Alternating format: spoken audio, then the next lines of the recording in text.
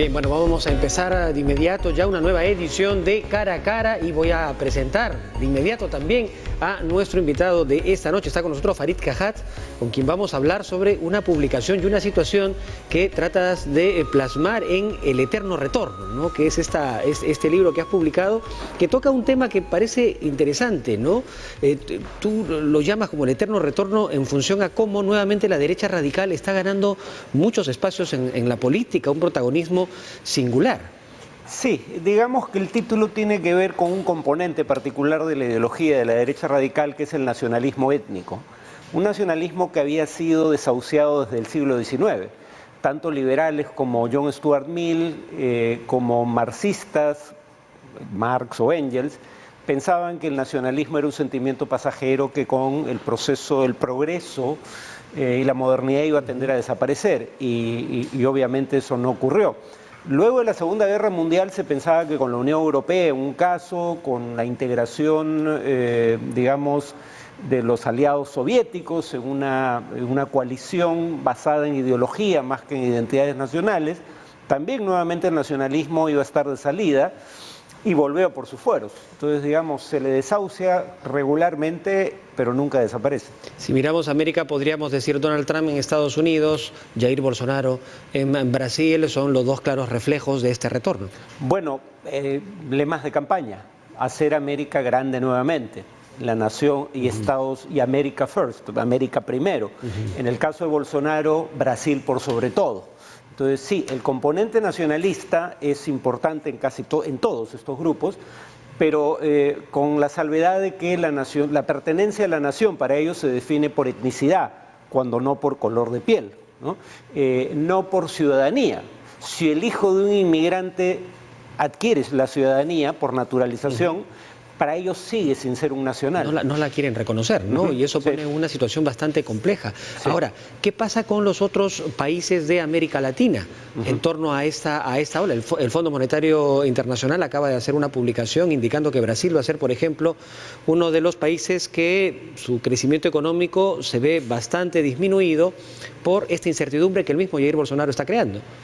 Sí, sin embargo, digamos, la pregunta en Brasil todavía está pendiente de respuesta: si Bolsonaro va a poder sacar adelante en el Congreso las reformas que prometió, pero que prometió en la etapa final de la campaña. Porque ahora algunos creen que Bolsonaro siempre fue un partidario del libre comercio, del libre mercado, de la privatización de empresas públicas. Todo lo contrario. Bolsonaro era tan proteccionista como Trump en su discurso inicial, y más aún, en los años 90 pidió fusilar a un presidente que provenía de la izquierda, Fernando Henrique Cardoso, por privatizar empresas públicas. Él era un candidato o un político opuesto a la privatización. Pero cuando se da cuenta de que cambiar su orientación en esa materia le podía ayudar a poner a los empresarios de su lado en contra del Partido de los Trabajadores en la segunda vuelta, recién cambia, digamos, de orientación. Y el tema es que si no logra sacar adelante las reformas que se ha planteado, uno, y dos, si la economía no se recupera, como ha ocurrido en el caso argentino, uno podría esperar que Bolsonaro vuelva a sus ideas iniciales estatistas y proteccionistas. ¿Y esto cómo se traslada hacia los países de Latinoamérica? ¿Cómo ves el escenario de, Argentina ahorita está en una situación compleja con lo que acaba de pasar, Perú? Bueno, yo Colombia. Sostengo en el libro que en América Latina no hubo, si por giro a la izquierda o a la derecha, lo que queremos dar a entender es que ha cambiado la actitud de los electores en materia ideológica, hay encuestas que sugieren que ese no es el caso. Y además sería difícil explicar por qué en México, después de 4 gobiernos consecutivos de derecha, de pronto eligen en primera vuelta un gobierno de izquierda, y en Brasil lo opuesto, 4 gobiernos consecutivos de izquierda y luego eligen a un candidato de extrema derecha. Es difícil creer que eso se deba a un cambio de orientación ideológica en el electorado. Lo que parece haber ocurrido es que el electorado evalúa retrospectivamente los gobiernos, digamos, previos, y juzga que fueron deficientes en aspectos fundamentales. Por eso busca una alternativa en una opción que no se ha aprobado que no ha gobernado antes. Porque de otra manera, ¿cómo explicar lo que acaba de pasar en Argentina? Claro, todavía no se han realizado las elecciones, pero la sorpresa de ayer, si uno creyera que hubo primero un giro a la izquierda y luego un giro a la derecha, uno ahora tendría que decir que es una S. Sí, porque ¿no? otra vez nuevamente el kirchnerismo... o un zigzag. Yo creo que no es un tema ideológico. Los dos primeros gobiernos de los Kirchner fueron juzgados como buenos por una mayoría de electores que los reeligieron. El tercer gobierno, el segundo de Cristina, no fue percibido de la misma manera y se votó por la alternativa fundamental, que era, digamos, la alternativa liberal en política económica, conservador en temas sociales, que representaba Mauricio Macri. Y cuando los resultados económicos de la gestión de Macri no fueron juzgados como positivos, porque no lo han sido, vuelven a votar por el peronismo. O sea, la gente está juzgando el desempeño del gobierno, no si es de izquierda, derecha, en fin. No creo que ese sea el criterio con el cual deciden su voto. Ahora, Farid, probablemente la posición del mismo Donald Trump, la misma posición de Bolsonaro, está marcando con total claridad una especie de polarización dentro de los países, de estos países, de esos importantes países en ambas partes de América. Esta polarización también se está yendo hacia otros extremos, que no necesariamente están alineados con la derecha, pero que probablemente también tengan una raíz de un nacionalismo como el que tú referías. ¿Cómo lo ves? Han crecido, pero ahí es interesante el detalle de que si los problemas de recesión, refiriéndose en el caso de Europa y Estados Unidos a la gran recesión internacional, que empieza el diciembre del 2007, y los problemas de desigualdad en la distribución del ingreso fueran el factor fundamental para explicar el crecimiento de los radicalismos, ¿por qué no crecen también los radicalismos de izquierda en proporción similar? Uno diría la desigualdad es una causa, la lucha contra la desigualdad es una causa que define en buena medida a la izquierda, porque hay un elemento cultural que es más distintivamente un argumento conservador, y es el argumento en Europa y Estados Unidos, en menor proporción en América Latina, porque el fenómeno de la migración no es tan importante, el fenómeno de que la migración es percibida como un intento de desplazar a la población nativa con gente proveniente de otra cultura y, digamos, son presentados por el discurso de la derecha radical, no por el de la izquierda, como gente que desplaza a la población local en una disputa por sentido de pertenencia. Este país ya no es el nuestro. Cuando Trump dice hacer América grande nuevamente, lo que uno piensa es probablemente quiere volver a antes de las normas de derechos civiles de mediados de los 60, ¿no? Cuando había segregación en el sur. En segundo lugar, compiten por puesto de trabajo, aunque nuevamente los datos, la información fidedigna sobre la materia... Entre el mensaje y los datos no necesariamente se condicen, no hay una correlación, no hay coherencia, ¿no?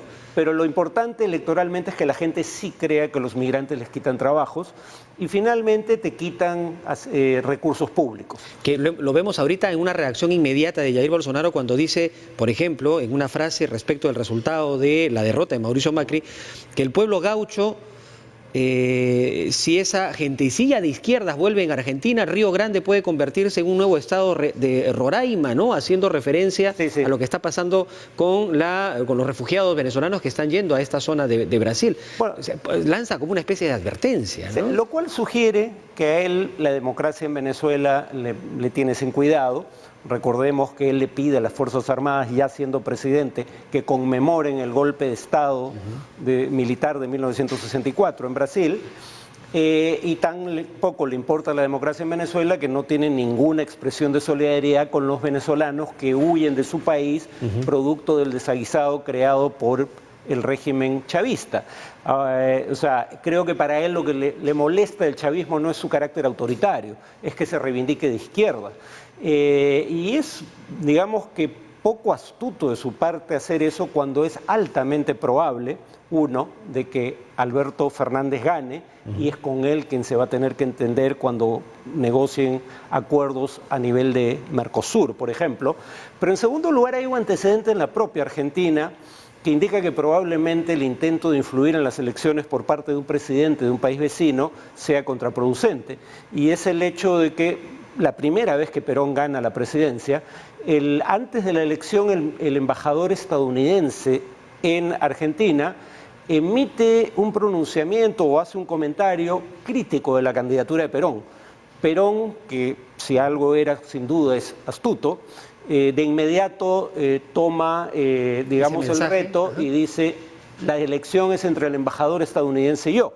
O sea, y los candidatos que se oponen a mi postulación son aquellos que el gobierno norteamericano quiere que elijas como presidente.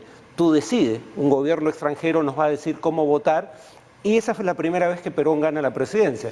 Yo creo que Bolsonaro está jugando con fuego. Alberto Fernández inmediatamente ya ha tuiteado incluso con Lula, con Dilma, es decir, ha empezado a recoger también reacciones en ese sentido, ¿no? Es casi repetirse la historia. Sí, aunque hay que recordar que el peronismo es lo que convenga para llegar al poder, fundamentalmente. Sí, pues. Creer que el peronismo es necesariamente de izquierda es un grave error. Recordemos que era peronista Menem, Carlos Saúl Menem, que fue el que introduce las reformas liberales en materia de política económica en la Argentina.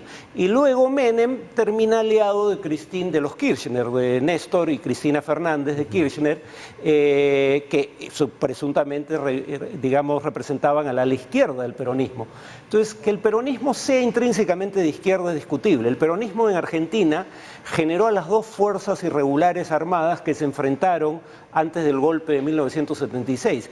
Tanto la Alianza Anticomunista Argentina como el Movimiento Peronista Montoneros, como el nombre del segundo lo indica, provenían en parte del peronismo. O sea, el peronismo ha tenido alas, digamos, que han cubierto todo el espectro político. Lo más conveniente en todo caso. Bueno, Farid, te agradezco mucho esta conversación, siempre es interesante conversar contigo, escucharte en realidad.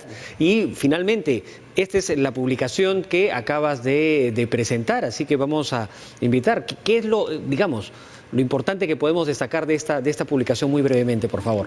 Bueno, algo que no digo en el libro, pero que creo que valdría la pena mencionar, es que en donde primero surgió electoralmente con éxito la derecha populista radical en Europa Oriental, la antigua Europa comunista, es donde ya empieza a retroceder. Pero en todo caso esto es una pugna política. O sea, el futuro no está escrito, va a depender de lo que hagan los actores políticos. Y esto nos va a ayudar, esta publicación nos va a ayudar a mirar con una mayor profundidad este escenario. Muchas gracias, Farid, por estar aquí con nosotros. Ha sido Farid Kajat conversando con nosotros aquí en TV Perú. Vamos a hacer una breve pausa y vamos a volver ahora a conversar con lo que está pasando en nuestro país, lo que ha sucedido hoy, por ejemplo, en la Junta de Portavoces del Congreso. La congresista Indira Wilca, va a estar con nosotros tras la pausa. Volvemos.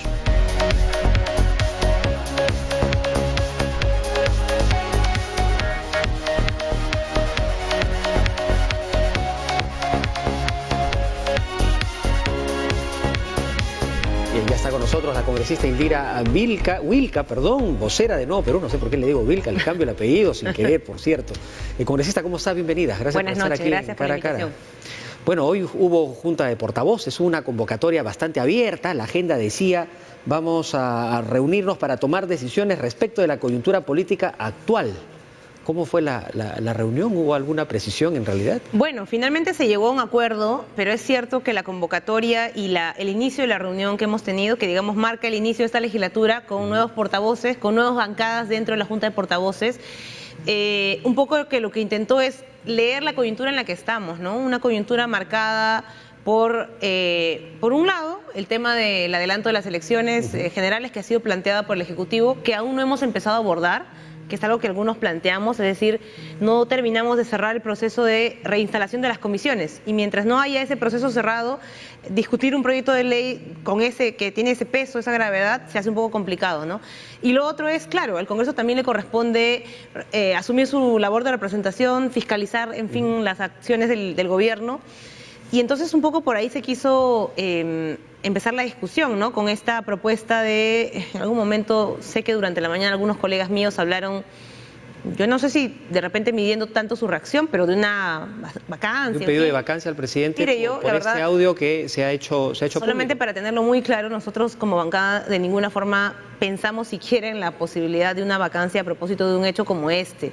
Un hecho que puede sí para algunos tener un peso, puede suscitarle desconfianza. A mí personalmente me parece una acción poco prolija y hasta un poco torpe, ¿no es cierto?, en medio de una reunión importante en la que no el contenido de lo que se dijo, sino creo que la manera en la que finalmente se manejó esa información debió haber sido más cuidada. Ahora, pero tengo entendido que hubo un pedido expreso de dejar los equipos celulares. Claro, pero uno sabe que en una reunión con tanta gente hay que tomar las previsiones. Y la reunión era con autoridades, ¿no? Bueno, hay que tomar siempre las previsiones porque, claro, estamos en medio de un proceso de conflictividad. O sea, no es solamente el hecho de la reunión, sino es que estamos en un proceso de conflictividad en la que hay desconfianza, en la que incluso los interlocutores, que somos las autoridades, no contamos con la confianza de los ciudadanos. Entonces, dejar esto de manera tan suelta no era lo mejor. Pero ya, más allá de eso, el tema de fondo sigue latente. Y el tema de fondo es cómo hacemos para, como Estado, encontrar una respuesta a los conflictos sociales en torno a proyectos mineros, cuando el cuestionamiento es, por ejemplo, problemáticas ambientales. Ese es el problema de fondo. Y yo creo que estos anuncios de vacancias y cuestionamientos que pasan más por la confrontación cotidiana en la que ya está casi acostumbrándose el Congreso a estar con el gobierno, no ayudan a justamente resolver el tema de fondo, en el caso de Tía María. La presencia del nuevo presidente del Congreso, de Pedro Olaechea, de alguna manera hace que uno empiece a mirar cuál va a ser el actuar, la dirección que va a tener desde el Congreso para tratar de disminuir estos ánimos de confrontación que ha sido constante en realidad en lo que va de este gobierno, de estos 3 últimos años. ¿En la Junta de Portavoces se siente también ese deseo de hacer las cosas de otra manera o nuevamente, como usted señala, por estos señalamientos o pedidos de posibles pedidos de vacancia, continúan creando estos ánimos confrontacionales? A ver, yo creo que la dirección de la Junta de Portavoces de la Presidencia del Congreso no ha ahondado en estas propuestas, ¿no? Fueron más que, como digo, menciones de otros colegas en medios de comunicación. Al final, en la Junta de Portavoces lo que se ha acordado es invitar a los ministros para que informen al Parlamento de lo que se ha suscitado alrededor de estos hechos, no solamente del famoso audio o de los audios que ahora se están difundiendo, sino de las razones de fondo que originaron esta situación de conflicto. El tema que originó este conflicto, perdón, para un poco hacer memoria y no quedarnos solamente en la situación ya desatada de confrontación, fue justamente el otorgamiento de esta licencia de construcción a la empresa Sauder, que además, por lo que se ha conocido, también fue mediada por una especie de presión que hace la empresa hacia el gobierno. Entonces, ahora estamos en una situación en la que nos estamos entrampando, porque parece que hay, por un lado, la presión de la empresa, la presión de los ciudadanos o de los agricultores que se oponen al proyecto, y entonces no parece que hubiera un norte o una brújula sobre cuál es la presión, en todo caso, que termina pesando más. Creemos nuevamente que la presión no debería ser el factor que termine definiendo o no la continuidad de un proyecto minero, sino cuán viable es en términos sociales, en términos ambientales y por supuesto también en términos económicos. Pero esos 3 factores tienen que estar bien alineados. ¿Y usted considera que este plazo de 120 días de suspensión de esta licencia contribuye a ese propósito? ¿De calmar un poco los ánimos y mirar con mayor tranquilidad? Yo sinceramente creo que sí, y espero que así lo asuman también otros representantes políticos, ¿no? No podemos usar este conflicto para nuevamente sumarle un capítulo más a la historia de confrontación que hoy día está, digamos, dándose entre el gobierno y el Congreso. Ya esta historia de confrontación la hemos vivido, capítulo 1, reforma de justicia, capítulo 2, reforma política, ahora se viene el tema del adelanto de elecciones, y pareciera que entonces Tía María cobra relevancia para el Parlamento a propósito de los audios, a propósito de lo que el presidente pudo haber hecho, como digo, de manera torpe o no, en una reunión en la que se trascendió información que debió haber sido manejada con mucho más reserva.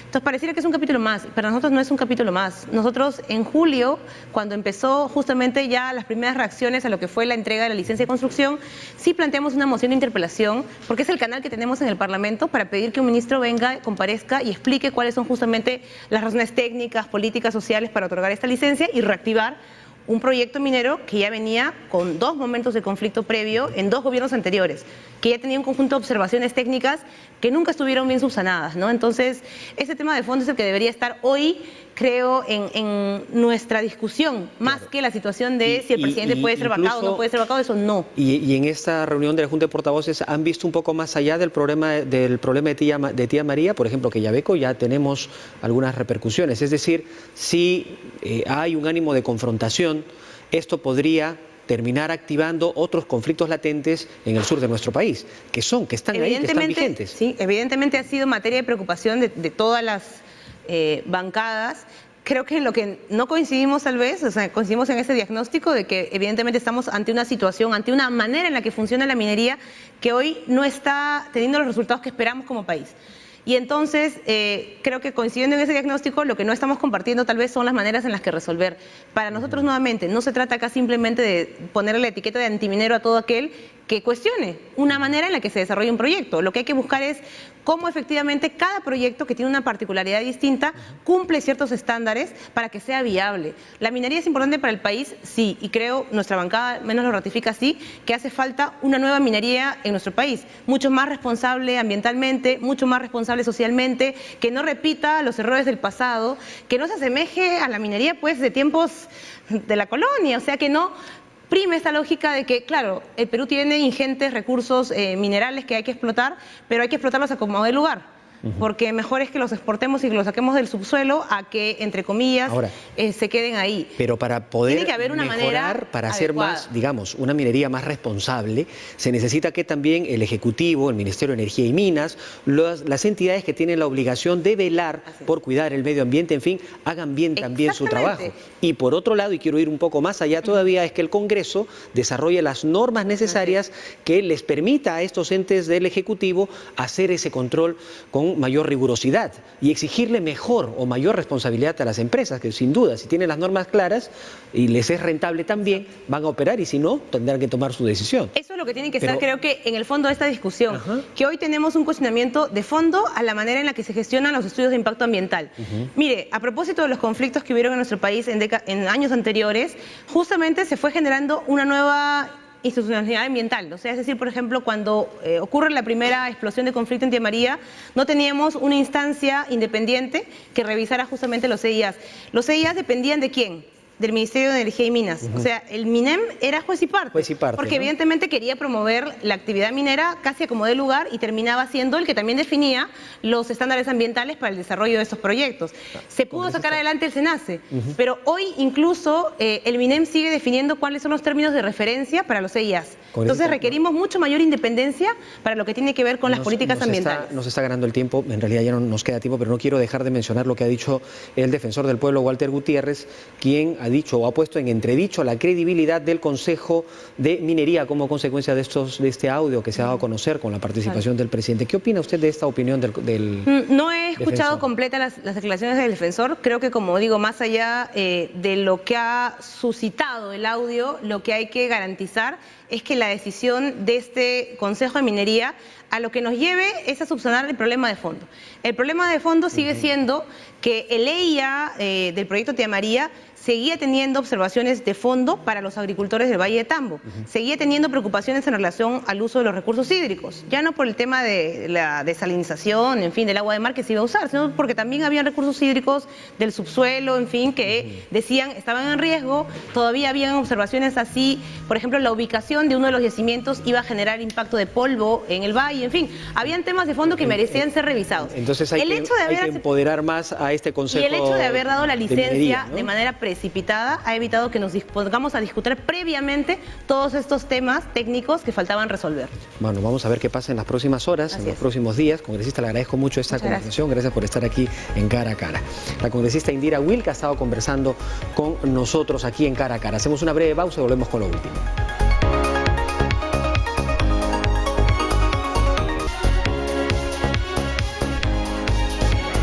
Bien, así hemos llegado ya a la parte final de Cara a Cara y los dejo a continuación con este ciclo del cine peruano que empieza hoy hasta el día viernes. A continuación, NN sin identidad. Que tengan buenas noches.